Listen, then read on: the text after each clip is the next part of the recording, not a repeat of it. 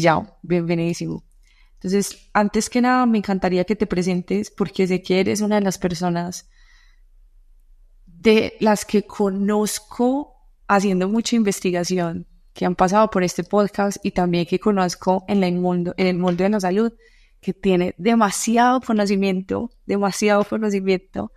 alrededor de la investigación clínica, que me parece muy valioso, pero más allá de la investigación es que realmente has aplicado todo ese conocimiento en la vida real y eso lo admiro mucho. Entonces, pues nada, me encantaría que te presentes, quién eres, qué te gusta, qué te apasiona, por dónde has pasado y ya vamos charlando. Bueno, perfecto. Pues primero que todo, muchísimas gracias, Laura, por la invitación. Em, yo soy un médico graduado de la Universidad de La Sabana. Luego hice medicina crítica y cuidado intensivo en la Universidad de La Sabana y la clínica Shire también. Al final de la especialización médico-quirúrgica, tuve la oportunidad de ir a Estados Unidos a hacer la última parte de mi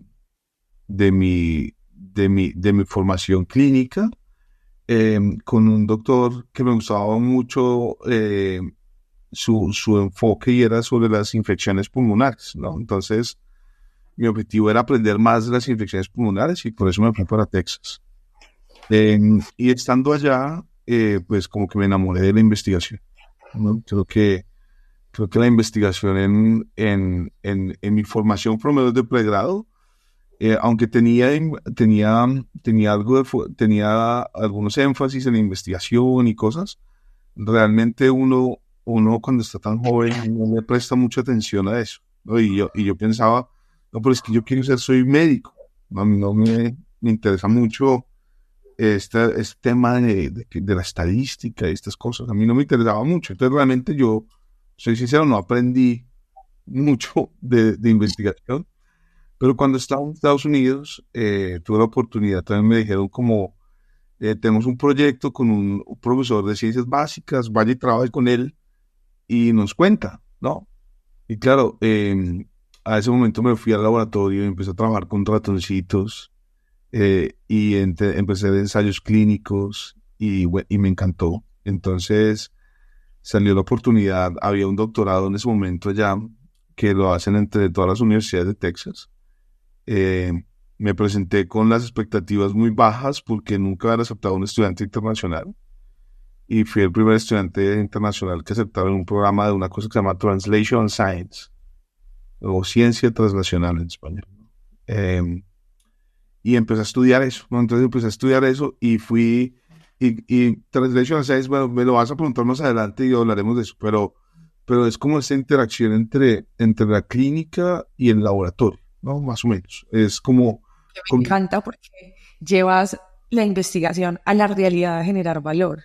claro, claro, y es que, Entonces, es que yo solo te voy a hacer- Translation, si me entiendes, es hacer, imagínatelo como crear puentes, y cuando tú hablas de la investigación biomédica, realmente o ciencias fundamentales o ciencias básicas, luego las ciencias clínicas, luego la salud pública y luego la política, ¿no? Y todo el mundo está como súper aislado en sus silos separados, y lo que hace el Translational Science es hacer puentes entre la una y la otra, ¿no? Y claro, y durante mi formación como de doctorado fue maravilloso, porque yo tenía dos mentores, tutores, creo que les dicen en español a esto. Pero entonces, uno era un médico de UCI como yo, y el otro era un científico básico. Entonces, claro, yo todo el tiempo vivía lidiando con los dos, eh, que uno pensaba que la investigación clínica era muy fácil y el otro creía que la investigación básica era muy fácil, pero claro, todo tiene su valor. Y finalmente hice muchos ensayos clínicos, trabajé con baboons, con ratones, con mil cosas. Luego hice ensayos clínicos multinacionales. Luego me volví para Colombia cuando me gradué, y vino la pandemia. Entonces fue una época bastante compleja porque yo tenía mucho trabajo en la unidad de cuidado intensivo, como te imaginas, pero adicionalmente tenía más trabajo en investigación, porque como que se alineó mi experticia en las infecciones pulmonares, que fue lo que hice el doctorado en ciencia translacional, con la necesidad de ese momento que teníamos. Entonces, literal, yo estaba en la UCI 2 o 3 días a la semana, pero mantenía haciendo investigación 24 horas al día, ¿no? Durante ese tiempo tuvimos 30 y algo de proyectos de investigación abiertos, contando 1000 cosas. Y como parte de esas, Y de esos proyectos, tengo curiosidad, de esos proyectos que has hecho de investigación, es que yo soy muy crítica con el tema de la investigación porque yo odio que la ciencia se quede en un papel. A mí me gusta que la ciencia vaya a la realidad. De todos esos proyectos que has sacado o que has hecho de investigación, ¿cómo haces para llevarlos a la realidad? es que yo siempre aplico, digamos que la psicología inversa del investigador, porque el investigador encuentra una proteína o un mecanismo o una cosa que le gusta y se dedica a hacer investigación sobre ese tema. Yo, yo, con la práctica clínica aprendí cuáles son las necesidades de los pacientes. ¿Me entiendes? O sea, veía cuáles eran los gaps en la literatura que no estaban resueltos. Y por tanto, entonces decía, pensaba, entonces, ¿cómo podemos hacer un proyecto de investigación que resuelva este problema? Y digamos que las herramientas que tenía adicionales, que de pronto no muchas personas tienen, es que yo soy capaz de diseñar un ensayo clínico donde probamos una molécula o un medicamento en particular, pero también puedo diseñar un estudio para hacer las ciencias fundamentales. O sea, yo puedo hacer un estudio para ir a probarlo en células, para probarlo en ratones, en animales y poder entender por qué le está pasando algo a un humano, ¿no? Entonces, y aparte de eso, que fue donde me conocí con ustedes, también tengo esa capacidad de entender la estructura de los datos, de entender cómo se deberían recolectar los datos para poder responder una historia, una pregunta importante. Y también empecé desde el doctorado mucho a jugar con bases de datos muy grandes y ese tipo de cosas. Entonces, me ha permitido entender el lenguaje de muchas disciplinas de la investigación que trato de aplicar a un problema clínico que veo en la unidad de cuidado intensivo. Si era lo que tratamos de hacer durante el COVID. Aquí a mí me gusta algo mucho de lo que tú vienes haciendo y es que eres uno de los investigadores colombianos latinos más citados en otras investigaciones y eso pone a Colombia en el mapa de la investigación clínica y me parece hermoso. Pero lo que más me gusta no es eso. Lo que más me gusta es que tú mezclas la ciencia con la práctica y con la tecnología.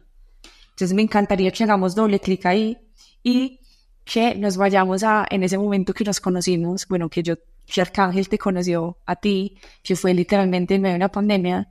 Literalmente nosotros acabamos de incorporar a Arcángel como una empresa oficialmente constituida y apareces tú y empezamos a hacer un proyecto de prognosis de COVID.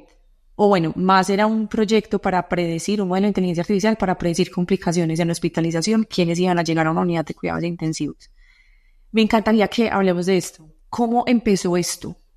¿Cómo empezamos a decir esto es importante? Y también porque en ese momento todo el mundo estaba hablando de COVID, pero pocos realmente estaban haciendo investigación real de esto. Y luego vamos a empezar por ahí porque más adelante quiero que hablemos de cómo es que hoy investigas todas estas complicaciones de pacientes que tuvieron COVID. O sea, ¿cuáles consecuencias ha tenido esto en la humanidad? Bueno, primero que todo, muchas gracias por la generosidad y claro que pues trabajamos es para ayudar a los pacientes, para ayudar a las personas y como sabes, no vivo ahora en Colombia, pero viajo muchísimo, pero porque mi intención todo el tiempo es ayudar a generar ciencia en el país. Ahí tengo mi grupo de investigación y todo sigue funcionando como si estuviera allá, pues creo que me veo más con ellos que cuando estaba allá. Em, el proyecto de Arcángel, Laura, nace por una necesidad muy clara y es que la interpretación de las imágenes diagnósticas, en especial las radiografías del tórax, ¿no? En una radiografía del tórax tú en general ves el pulmón, el corazón y los huesos, ¿no? Más o menos es lo que uno siempre trata de evaluar ahí. Pero la interpretación de estas radiografías es muy compleja porque es muy subjetiva. Eso es lo que es subjetiva. Al punto que si pones a 100 expertos a revisar las mismas radiografías, el nivel de concordancia entre las lecturas es bajísimo, ¿no? Son como el 30%. Es muy variable. Claro, y es variable del entrenamiento, de donde estés. Es más, en la unidad de cuidados intensivos, lo que a mí como intensivista me parecía una neumonía, había otra persona que creía que era otra cosa, ¿no? Entonces, es muy compleja. Y, y al momento que viene el COVID, pues decíamos, mire, ¿qué sacamos teniendo? Esto es una crítica un poquito a las políticas de salud. Dice, ¿qué sacamos teniendo ventiladores en todos los hospitales? ¿Qué sacamos teniendo máquinas para hacer radiografías, máquinas para tomar gases, si no hay quien maneje o interprete esa tecnología, ¿no? Entonces, el afán del gobierno, por ejemplo, en todos los países, en particular en Colombia, fue poner ventiladores en todo lado. Necesitamos camas de UCI por todo lado. Sí, no, pues muy bonita la intención, pero ¿quién va a trabajar en esas UCI? ¿Quién sabe manejar a esos pacientes? ¿Dónde están las enfermeras que van a tratar a esos pacientes? Y lo mismo pasa con las radiografías. Tomemos una radiografía. Bueno, ¿y quién va a interpretar esa radiografía? Entonces, ahí creo que fue donde hicimos una alineación muy interesante con Arcángel, donde ustedes dijeron, bueno, mire, desde la parte tecnológica nosotros podemos diseñar un algoritmo que lea píxel por píxel de lo que hay en una radiografía. Enseñémosle al algoritmo qué es una infección o qué es anormal y qué es normal, y a partir de ahí empecemos a trabajar. Entonces, para mí eso fue maravilloso porque yo pensaba en esa persona, en ese médico en un área rural del país, tomando una radiografía y en la esperanza de ver algo muy claro que le permitiera tomar una decisión, pero toma una radiografía y no ve algo muy claro, ni es lo que esperaba ver. Entonces, porque no tiene ese entrenamiento. Entonces, digamos que con Arcángel logramos trabajar en eso. Eh, usamos unas imágenes que habíamos tomado en un estudio observacional en Latinoamérica y otras del hospital donde yo trabajo. Y al final logramos mostrar que la integración de algunas variables clínicas, que es muy importante, porque las imágenes no están solas por ahí, sino se acompañan de unos datos demográficos y de unas características de a quién pertenece eso. Y cuando uno mezcla esas características de los pacientes con lo que ve la imagen y con lo que el algoritmo te ayuda a leer, pues mostramos que el rendimiento para detectar si una persona iba a tener infección grave o no, si iba a tener peores desenlaces era mucho mejor. Y esto es lo que yo creo que la tecnología debe ir, ¿no? Y es lo que estamos viendo hoy con todas las herramientas de inteligencia artificial, y es cómo nos soluciona un problema que me parece más técnico que el conocimiento, ¿no? Claro. Y esto es algo, por ejemplo, que tenemos pendiente nosotros trabajar, pero las unidades de cuidado intensivo se generan millones de datos por minuto, ¿no? Y no hay un cerebro humano que sea capaz de seguir las variaciones de la frecuencia cardíaca en 22 pacientes minuto a minuto. No, eso no es posible. Sí. Eso no es posible. Y ahí es donde las máquinas nos ayudan, ¿no? Nos crean sistemas de alarma. Nos dicen, mire, vaya revise, ¿no? Con José el otro día hablábamos de esto. Confíe, pero es como ser uno padre de familia, ¿no? Confíe, pero lo confíe también de vez en cuando, ¿no? Entonces, es más o menos de esa manera. Yo creo que la inteligencia artificial tiene un papel fundamental en la ciencia biomédica, y es por eso. Y esa fue más o menos la historia de por qué trabajamos con Arcángel. Ese modelo fue muy bonito porque primero nos dio nuestro primer paper y fue demasiado emocionante, pues porque tú necesitas mucha validación para poder implementar este tipo de modelos en la vida real, pero lo que más me gustó es que empezamos a hacer como una réplica, bueno, más o menos, en un contexto muy alejado, en la ruralidad, en Puerto Gaitán, en San Juan de Arama, en lugares donde hay acceso a lo mínimo, hablando de un hospital de categoría 1, y fue muy hermoso ver cómo los rurales, como médicos generales empezaban a decir, bueno, este paciente tiene esto, necesitamos actuar ya en medio de esa crisis que estamos viendo de COVID. Entonces te puedo decir que esta investigación generó muchos resultados positivos en muchos pacientes, en zonas muy alejadas donde no había acceso. Y lo que más me pareció bonito de esto es que demostró que este tipo de tecnología se puede llevar a la ruralidad y que puede aumentar el acceso de una forma demasiado hermosa. Y ahí es donde creo que empata muy bien con lo que me dijiste al iniciar la conversación, y es la alfabetización de los médicos, ¿no? Porque claro, tú le muestras este algoritmo a una persona que no tiene muchas capacidades para interpretar esa imagen y te va a decir de una, sí, claro que sí, me ayuda. Pero se la muestras a un médico en uno de los hospitales de la capital o de una de las ciudades grandes y te va a decir, no, pero yo sé leer una radiografía, yo sé leer. Entonces, ese que sabe leer la radiografía es de los del 30%, de los del 70% que no se ponen de acuerdo qué es lo que están viendo. ¿Entiendes? Entonces ahí es donde va a ser muy importante la alfabetización, porque hay que explicarle a la gente, a los médicos en particular, que este tipo de herramientas no le van a quitar el trabajo a nadie, pero por el contrario le van a facilitar la vida y van a tener un impacto en los pacientes y en la vida de las personas, que es lo más importante. Sí, bueno, yo quiero que hablemos más de esto en la inteligencia artificial porque yo sé que tú has tenido muchos proyectos alrededor de esto y que ahorita que estás en Oxford y que eres uno de los líderes de investigación ya, eh, ¿cómo utilizas tú estas herramientas de inteligencia artificial a beneficio tuyo, como para aumentar esas capacidades y generar mejores resultados? Y lo que acabas de decir, ¿cómo te facilita la labor? No, pues es que las uso en tantas cosas, digamos que desde las cosas de investigación hasta la práctica clínica, digamos, Me todas las... encantaría, me encantaría que me des ejemplos de que ha salido muy bien y que de pronto no tanto. Ajá. Pues digamos que Pues, ¿en qué lo uso hoy día a diario? Pues desde la parte de la investigación lo usamos por ejemplo, en herramientas de lecturas de imágenes de estudios celulares, por ejemplo. ¿Me entiendes? Entonces hay muchas cosas que se llaman como estudios de patología, digámoslo, para que sea más fácil de entender.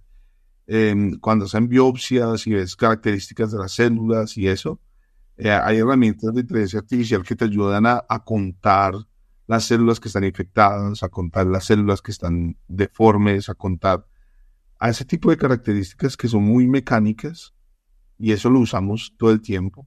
Lógicamente, como todo el mundo ya usamos todas las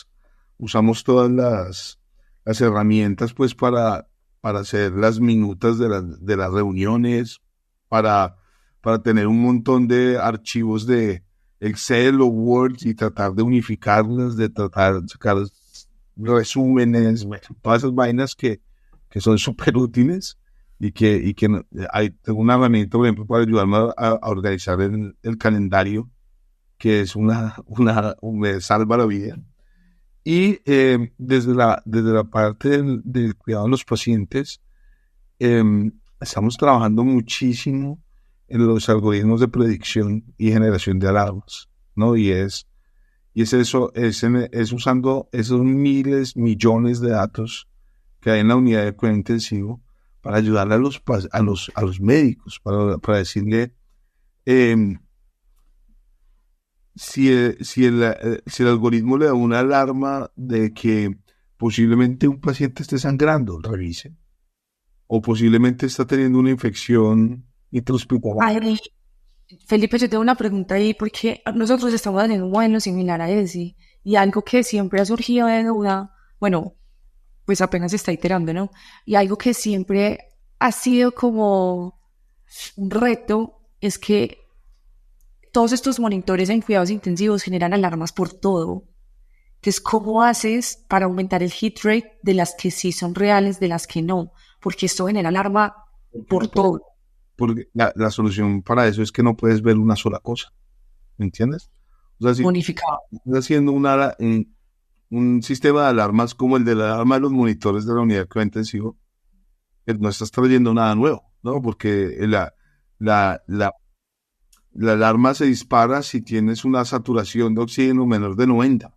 Empieza a sonar, ¿no? La frecuencia cardíaca subió más de lo que sea, ¿vale?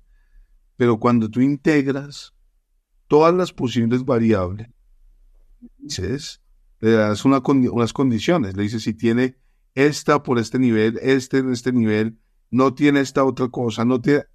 Claro, es una cosa mucho más robusta y eso es lo que hacemos los médicos y hacen las enfermeras. Las enfermeras son las que hacen todas estas cosas en el día a día, ¿no? Ellas son las que juzgan si una alarma vale la pena le- investigarla más o si es una cosa simplemente aleatoria, ¿no? Entonces, eso lo que hace eso es simular el racionamiento humano, ¿no? Y eso es lo que hacemos nosotros día a día. Lo que es eso, es la integración de muchas variables para generar una alarma. Exacto. Y además es súper bonito porque a la final sabes priorizar quién necesita ya una atención y quién no, y optimizas el tiempo. Claro, claro que Porque sí. además yo nunca había estado visibilizando, viviendo y experimentando lo que es una unidad de cuidados intensivos hasta que empezamos este proyecto. Y es una cosa loca. Esto es alarma 24/7. Y entonces, ¿qué alarma real y qué no? Es un complique para las personas que están ahí Y, 24/7. y ¿sabes qué pasa? Y es que eso va en detrimento de la salud de las personas. Porque cuando tú estás encerrada 7 días en un lugar donde no sabes si es de día o de noche, donde todo el tiempo hay unos piticos sonando y la gente gritando y hablando, no puedes dormir, no sabes, haces delirio, haces mil complicaciones, porque son un poco de cosas que al final las necesitamos porque es lo que tenemos ahora, pero lo van en detrimento total de las personas. Entonces necesitamos hacer una forma de que estas alarmas sean de verdad, que no sean ruido, sino que sean una alarma a la que alguien le tiene que poner atención. ¿Me entiendes? Y Y en esto esas o ya lo estás implementando. no estamos trabajando. Esto, como sabes, es muy complejo, tiene una parte tecnológica Profunda, sí.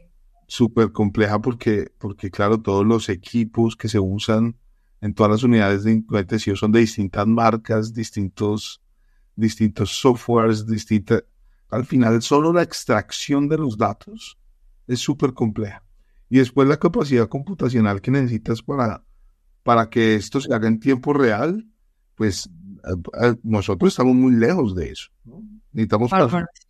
necesitamos empresas como Arcángel que nos apoyen para hacer todo esto, porque yo puedo simular el racionamiento médico, pero todas esas cosas técnicas son muy complejas y nosotros apenas somos médicos, nosotros no entendemos bien de eso. Yo más o menos sé sumar y restar, pero no sé muchas cosas más. Y ustedes tienen todas las capacidades que son muy importantes. Al final, y esto hay que movernos, y era lo que hablábamos en el proyecto que teníamos de las imágenes, y esto hay que movernos de la parte de encontrar la alarma, de encontrar el mecanismo, a probarlo científicamente, porque nadie nos va a creer si uno no prueba esto usando el método científico, haciendo un ensayo clínico, haciendo lo que sea. Porque, mire, esto sirve, ¿no? Porque ahí es el momento en que uno puede ir a alfabetizar a los médicos y alfabetizar a los tomadores de decisiones. Sin, sin estas cosas ser probadas científicamente, pues son muy bonitas y muy teóricas, pero nadie las va a implementar, que es la mayor preocupación tuya, ¿no? Ese fue mi mayor choque con la realidad cuando empezamos Arcángel, porque yo venía de un mundo donde hagamos de todo y hacíamos y probábamos, pero pues ya probó sí, pero ¿dónde está la evidencia científica de que esto genera resultados? Son vidas Eh, de personas. total, no, lo entiendo perfecto. Y son vidas de personas en manos de nosotros los médicos, que somos unas criaturas particulares, ¿no? Entonces, el médico nunca quiere que le quites de sus manos la capacidad de decisión. Y cuando tú le dices, y ese es el miedo que tienen los radiólogos, por ejemplo, hoy en día, ¿no? Dicen, pero los radiólogos nos vamos a quedar sin trabajo. Pues, si no evoluciona, tal vez sí, ¿no? Pero, pero, pero hay que encontrar esa forma mediante el método científico, mediante los datos, mediante que uno les muestra que vale la pena, que sí tiene un impacto y que se puede mejorar de alguna manera una condición médica establecida. Y que además también su conocimiento va a mejorar, ¿no? Porque tampoco es como que te vas a ir a un lado porque llegó una máquina, no, es al contrario, es una máquina que te va a ayudar y que te va a ayudar a tomar mejores decisiones, o que de pronto te va a mostrar algo que no has visto. Pues de hacernos pensar, ¿no? ¿Será que yo creo que muchos de los profesores hoy en día están pensando si la educación que estaban impartiendo era la adecuada, ¿no? Y entonces muchos han ido al lado de la prohibición y la restricción y dicen, no, nadie puede usar ChatGPT. Pues deje de poner ensayos que ChatGPT puede generar, ¿no? O sea, deje de poner tareas que una máquina puede hacer. Póngale una cosa que un humano tiene que tener un pensamiento complejo, abstracto y crítico sobre un tema y modifique la forma en que está enseñando. Pero eso requiere mucho trabajo y requiere entender cómo funcionan los algoritmos. Yo, por ejemplo, Laura, yo no sé escribir código, ¿no? Yo puedo escribirte un par de cositas en R, alguna cosa muy sencilla. Pero yo entiendo cuáles son las limitaciones y las capacidades. Y es que no necesitas escribir código para entenderlo. Es que ahí está el gran error pensar que tú necesitas escribir código para poder acceder a esto. Y no, tú tienes que entender es qué es, para qué te sirve. Y ya, hay otras personas demasiado cracks que hacen el resto. No tiene sentido, o sea, no tiene sentido. Digamos que yo soy muy afortunado porque mi esposa es ingeniera, ¿no? Es ingeniera. Entonces, ella me recuerda frecuentemente cuáles son los límites de mi cabeza y en qué debo priorizar, ¿no? Entonces, por ejemplo, cada vez que yo digo frases como vamos a optimizar este proceso, ella me escucha y me regaña, me dice, usted no sabe qué es una optimización de procesos, deje de hablar de eso. Y bueno, entonces voy a contratar a una persona que sepa. Lo mismo pasa con el código, ¿entiendes? En algún punto yo le dije, no, voy a ponerme a aprender a escribir el código en Python, que necesito hacer esto y lo otro. Pero ¿para qué vas a hacer eso? Si hay No es necesario, no es necesario llegar a escribirlo, pero sí es muy importante entender qué es. Porque si no lo entiendes, pues no sabes para qué te sirves y no sabes a qué vas a llegar. Claro, Y eso es y ese es el punto donde, por ejemplo, yo tuve un postdoc que trabajó en el proyecto con ustedes, que es un ingeniero biomédico de la Universidad de Antioquia y hizo parte de su formación doctoral en el MIT y es un teso escribiendo código en lo que sea, ¿no? claro. Eh, pero yo entiendo el código y que entiendo lo que puede hacer. Entonces yo le digo a él, digo, Esteban, necesitamos un código que haga esto usando estos datos y me dé esto. Entonces, claro, generalmente no le pido cosas locas y él me dice, no, sí se puede hacer y él encuentra la forma de hacerlo. Se puede hacer, pero me demoro. O se puede hacer, pero más o menos rápido. Entonces, digamos que esa es la importancia. Simplemente que tú entiendas el concepto te da una ventaja muy grande porque te permite jugar con las posibilidades que tienes. Entonces te permite decir, podemos construir un camino diferente para solucionar este mismo problema. Y eso, simplemente eso, lo hace demasiado valioso y te hace una persona que tiene la capacidad de ir un paso adelante, a diferencia de otras personas que entienden este tipo de tecnologías para qué sirven. Y eso es valioso, eso es supremamente valioso y por eso haces tantos proyectos de investigación alrededor de inteligencia artificial aplicada en la salud.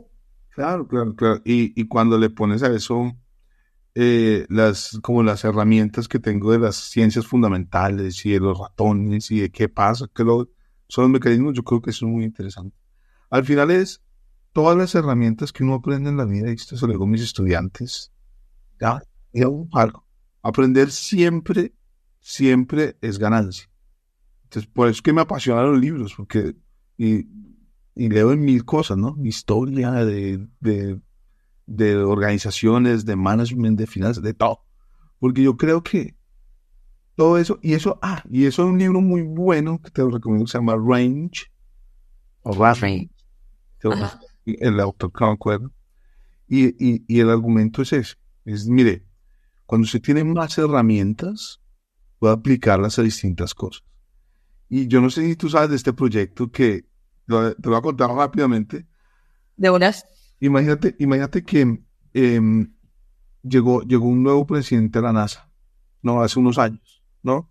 Entonces me acuerdo a la NASA y le pide a todo el mundo, bueno, dígame cuáles son las 10 cosas que no hemos podido resolver, cuáles son los 10 problemas que tenemos en la NASA que no hemos podido resolver. Y vinieron todos, pues, los científicos más tesos de la NASA y tal. Y el tipo le dice, bueno, ¿y por qué se puede? No, porque no se puede. Si no podemos los de la NASA, no se puede. Entonces el tipo dice, no, pero pongamos estos 10 problemas en una página de internet, porque preguntémosle a alguien por fuera. No, porque la confidencialidad, por todas estas datos. No, pues escríbame el problema de una forma que no estemos arriesgando nada de la confidencialidad que tenemos. Pongamos eso en una página y ofrezcamos plata para que lo pueda resolver. No, esto es una pérdida de tiempo, ¿cómo se le ocurre? Si no lo pudimos los de la NASA, no va a poder nadie, ¿no? Pues fíjate que los han puesto y el 95% de los problemas fueron resueltos. Y todos por gente que no eran ni ingenieros, ni investigadores expertos, es por este pensamiento paralelo, ¿no? Entonces, muchos de los y eso se volvió hoy día una página grandísima que todas las compañías ponen problemas ahí y la gente lo resuelve y ganan dinero por esto. Y el raciocinio es, la mayoría de esas cosas las resuelven profesores de secundaria, muchísimas cosas las resuelven abogados. No, entrevistaban a uno de los que había resuelto uno de los problemas más grandes que tenían y el tipo decía, no, pues es que yo me acordé que yo soy abogado de patentes. Y una patente que yo leí se parecía, yo entendí que era muy similar, entonces yo dije, mire, este concepto ¿Le sirve a ese problema? claro, le sirve a ese problema. Y ese pensamiento paralelo es lo que es disruptivo, ¿no? Se hizo con los derrames derrames de petróleo y de aceite en el mar, ¿no? Eso fue, ¿cómo recogían ese problema que tuvieron hace unos años, que se les regó un montón de petróleo? La solución se las dio un profesor de secundaria. Mire, que es que yo hago este experimento con los muchachos donde hacíamos con el jabón y que no sé qué. Entonces, esa capacidad de tener mucho conocimiento de muchas cosas te permiten traer esas herramientas a los problemas de salud o a los problemas de investigación que uno ve en el día a día. Yo siempre digo que cuando nosotros iniciamos Arcángel, siempre nos criticaban mucho de que ninguno venía de la salud y ninguno venía de la parte técnica. Y eso era una crítica constante. Y yo siento que una gran ventaja que nos dio es precisamente eso. No saber nada de salud ni saber nada de tech en su momento, porque claramente teníamos sí que saber de eso ya. Pero lo que nos permitió es ir de un punto A a un punto B de una forma completamente distinta a la que tradicionalmente se hace en la industria. Y eso nos hizo, pues, nada. Y eso puede ser. Oye, yo sé que ya tienes que ir, pero entonces me gustaría... Escucha esto, yo creo que si la gente aprende, que todo lo que uno aprenda lo puede tratar de aplicar a otras disciplinas, les va a solucionar muchos problemas. Sí, total. Bueno, ya sé que te tienes que ir, pero me encantaría ver esta última pregunta, estas dos últimas preguntas. ¿Tú cómo percibes el impacto de la inteligencia artificial en salud? O sea, ¿qué es lo que te emociona de lo que puede transformar el sistema? ¿Y cuáles son esos grandes problemas tú que crees que puedes solucionar hoy? Me emociona saber que los médicos en algún punto se van a poder sentar a pensar en las cosas que son relevantes, ¿no? Como es la calidad de vida de las personas, como es ese acompañamiento cariñoso y desinteresado a los pacientes, porque creo que el futuro de la medicina y de muchas de las ciencias es la capacidad de ser más humanos y de enfocarnos a lo que nos hace humanos, la antropología y todo ese tipo de cosas, ¿no? Entonces, si tenemos unas máquinas que nos están vigilando todo el tiempo los signos vitales de los pacientes, si nos están viendo las variaciones en los picos de la presión sistólica, bueno, todas esas cosas que vemos todo el tiempo, yo me voy a poder sentar a hablar con las familias. Me voy a poder sentar a decirle al paciente, mire, lo que usted tiene es esto, las posibilidades que tiene son estas, y lo que va a pasar es esto.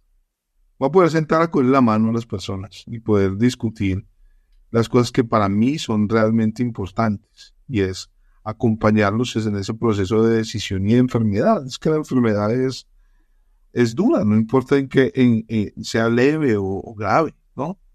Yo creo que ahí es donde es una emoción, que las personas van a poder dedicarse a, a las cosas más humanas y no tanto a las cosas rutinarias, ¿no? Me emociona porque la gente no va a tener que sentarse a escribir notas en el computador de la historia clínica por horas. Eso es desgastante, ¿no? Eso es desgastante e ineficiente y le quita tiempo a esa parte de la humanidad, de la humanización del cuidado de los pacientes, que creo que hemos descuidado en muchos casos. Me encanta. Bueno, pues nada, Luis, de verdad, mil gracias por estar aquí. Me encanta lo que vienes haciendo. Leo mucho de tus investigaciones y me parece demasiado interesante. Siento que abres y gestas mucho movimiento en mi cerebro, entonces gracias infinitas por eso. Y pues nada, estamos en contacto. Lo que necesites aquí siempre. Bienvenido. Muchísimas gracias, Laura, y César, puedes parar el episodio. eso. Es que si no, antes de que te vayas, esto se demora un poquito y no puedes cerrar. Bueno. Ah, sí, sí, sí, sí, sí. La última pregunta. Para ti, ¿qué es inteligencia artificial? En una frase, en dos palabras, que lo puedas resumir. La inteligencia artificial, yo creo que son todos los procesos computacionales que eh, eh, tratan de imitar el razonamiento humano. Entonces yo creo que son todo ese complejo de algoritmos, de interacciones eh, que buscan similar o emular de alguna manera lo que un humano haría. Y por eso creo que a la gente le da tanto miedo, ¿no? Porque sienten que los va a reemplazar de alguna manera. Sí, es una locura. Pero yo creo que eso es la inteligencia artificial.